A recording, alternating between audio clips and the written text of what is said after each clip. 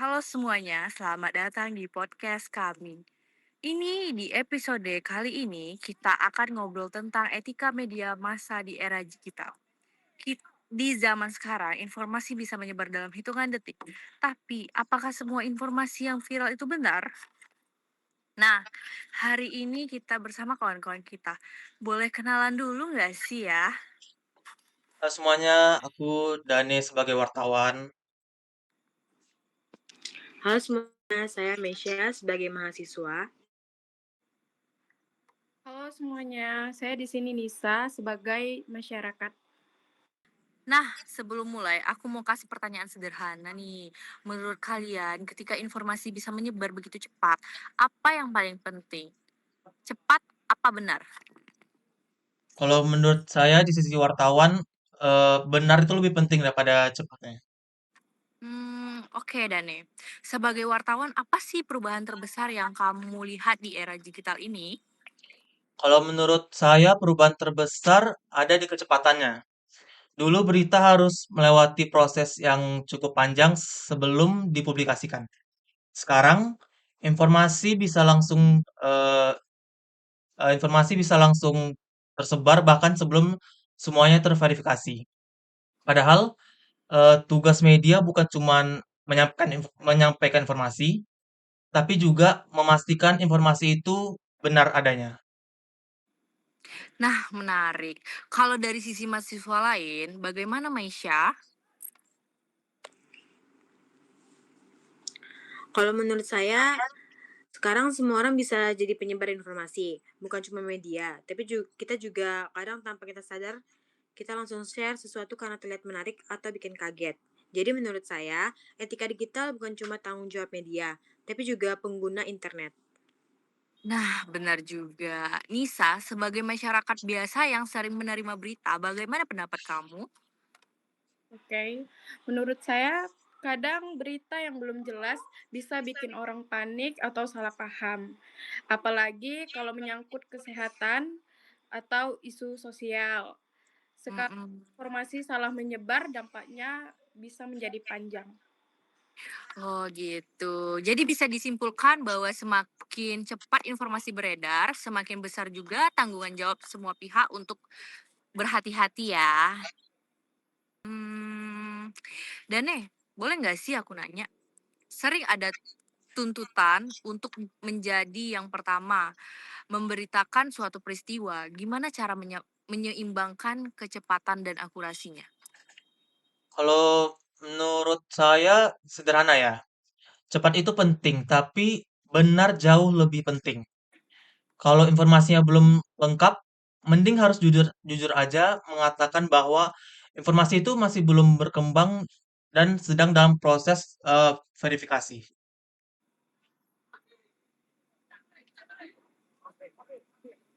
Boleh, Saya, Manca? saya setuju sih pendapat Dani tadi, karena kalau media salah, masyarakat jadi bingung kan mau percaya yang mana.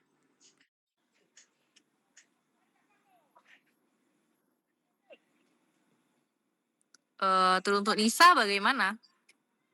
Baik, kalau menurut saya, ketika media berani mengakui kesalahan, lalu memberikan koreksi, kepercayaan publik jauh lebih terjaga.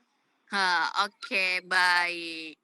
Nah, sekarang kita sering melihat judul yang dibuat sangat heboh supaya banyak diklik orang-orang ya kan. Menurut kalian, bagaimana sih menyikapinya? Boleh nggak sih aku minta sarannya, terutama Dane? Kalau saran dari saya ya, masalahnya bukan pada judul yang menarik, tapi kalau judulnya menyesatkan, kadang eh, isi beritanya biasa saja, tapi judulnya dibuat seolah-olah sangat dramatis, itu mengganggu sih. Boleh. Kalau Nisa gimana ya? Kalau aku sering mengalami itu, setelah dibaca ternyata isinya tuh tidak sesuai dengan yang dibayangkan dari judulnya. Begitu. Oke, kalau Maisha, dari Maisha gimana tanggapannya? Saya setuju sih sama pendapat dari Dane sama Nisa. Makanya banyak orang yang cuma baca judul tapi tanpa membaca isi lengkapnya. Itu yang berbahaya. Jadi bisa salah paham atau eh, miskom gitu. Hmm, Nah, kalau soal hoax, apa yang biasanya kalian lakukan untuk memastikan informasi itu benar? Boleh Maisha dijawab? Kalau saya sendiri biasanya cek sumbernya dulu. Siapa Mm-mm, yang mengunggah, apakah medianya terpercaya, mm-mm. lalu saya cari informasi perbandingan dari sumber lain, baru bisa dipublish atau apa namanya? Ya, pokoknya gitu. Oh, oke. Ada lagi yang lain? Dane, boleh? Kalau menurut saya itu langkah yang bagus ya, sangat bagus. Viral bukan berarti beritanya itu benar gitu. Hmm, Oke, dari Nisa ada nggak ya? Ada dong. Kadang orang terlalu cepat percaya hanya karena banyak yang membicarakannya. Sih. Nah, sekarang privasi di dunia digital. Gimana sih dengan privasi itu banyak kasus viral yang akhirnya membocorkan data pribadi seseorang. Menurut Nisa itu gimana sih? Boleh nggak sih dijawab pertanyaanku? Oke, boleh. Menurutku itu sangat berbahaya ya. Kadang nomor telepon, alamat, bahkan identitas keluarga pun ikut tersebar. Padahal belum tentu orang tersebut itu salah. Begitu. Oke. Sekarang dari Dani deh. Kalau dari saya dalam dunia jurnalistik ya, Hmm, identitas korban itu identitas korban atau pihak tertentu biasanya dilindungi. hmm, Tujuannya agar melindungi dampak yang lebih buruk terhadap pelaku gitu, atau terhadap korban. oke. Kalau dari Maisha itu gimana? Saya sebagai mahasiswa, apalagi mahasiswa ini kan paling banyak menggunakan media sosial. Apalagi zaman sekarang tuh semua serba digital. Kita juga harus sadar bahwa membagikan data pribadi orang lain bukan hal yang sepele. Itu bakalan dapat mempengaruhi banyak hal. Nah, sekarang kita ke studi kasus ya, guys ya. Sekarang kita coba bayangkan sebuah kasus nih.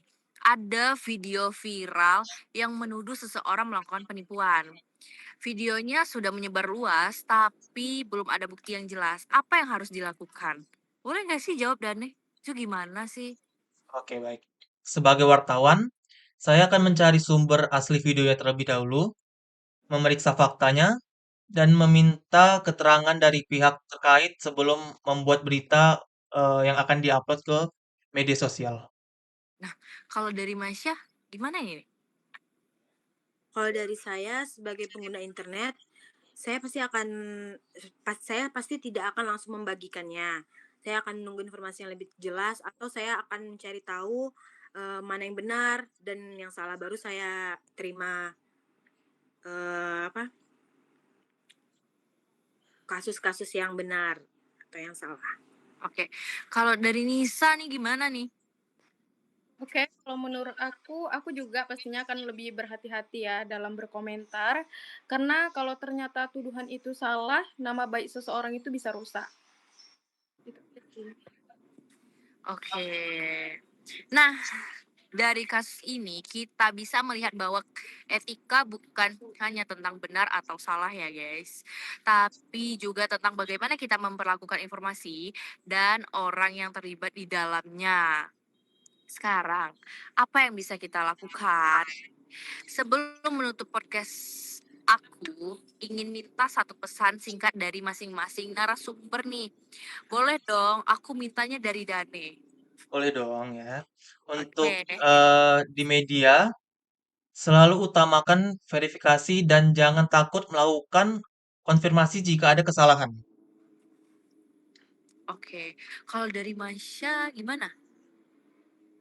Kalau dari saya, untuk generasi muda, biasakan cek fakta sebelum percaya atau membagikan informasi biar lebih valid. Oke, yang terakhir dari Nisa. Oke, kalau dari aku untuk masyarakat, mari kita lebih bijak dan lebih berempati di balik setiap ada manusia yang bisa kena dampaknya. Nah, ini penutupannya guys. Dari obrolan hari ini, kita belajar bahwa etika media massa di era digital itu bukan hanya tanggung jawab wartawan atau perusahaan media, tetapi juga tanggung jawab kita sebagai pengguna informasi. Karena satu klik, satu komentar, atau satu kali membagikan informasi bisa membawa dampak yang besar.